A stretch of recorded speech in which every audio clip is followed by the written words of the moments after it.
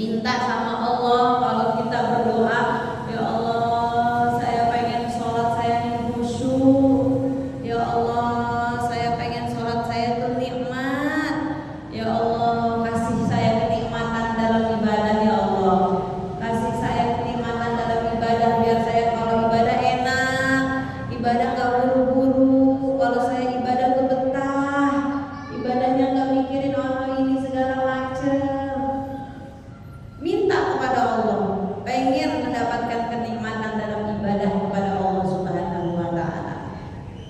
Bu, Ibu, pernah gak Bu minta sama Allah kenikmatan ibadah?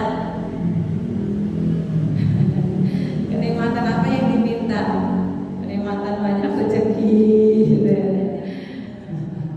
Kenikmatan panjang umur, sehat, yang dimintanya itu ya.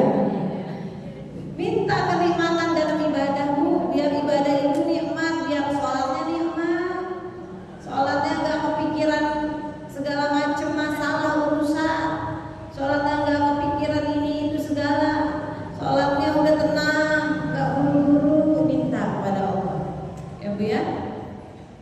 Dahulu kala ada sahabat Nabi Shallallahu Alaihi Wasallam. Dua sahabat ini Bu, dia diminta untuk bertugas oleh Rasulullah menjaga-jaga. Takut-takut ada orang kafir Quraisy yang masuk ke dalam lingkungan orang Islam, nanti takut-takutnya kita diserang, ya. Jadi suruh jaga nih. Disuruh jaga, yang pertama namanya Ammar bin Yasir, yang kedua namanya Abbad. Dia gantian. Kalau kamu tidur, saya yang jaga. Kalau saya yang jaga, kamu tidur gantian ya. Dari awal malam sampai pertengahan malam, ntar gantian dia yang pertengahan malam sampai akhir malam, sampai pagi. Bergantian langsung, ya. Yang pertama jaga ini Ammar bin Yasir. Dia lagi jaga dari awal malam sampai pertengahan malam dijaga. Terus udah selesai dia jaga, habis jaga capek ketiduran kan. Nah saya tidur ya, gantian kamu yang jaga. Di pertengahan malam gantian nih Abbad yang jaga Bu, karena dia tadi udah istirahat dan tidur. Di pertengahan malam dia bangun, dia jaga, sekalianlah sholat tahajud. Akhirnya dia sambil jaga sambil sholat, dan sambil menikmati sholatnya di rakaat terakhir Ibu, ada panah dari orang kafir yang menusuk di belakang punggungnya. Satu, tetap dia pegang sholat. Dipanah lagi dua, masih tetap dia sholat. Dia ruku, dia bangun dari rukunya, masih sholat. Itu udah dua panah yang nempel di badannya.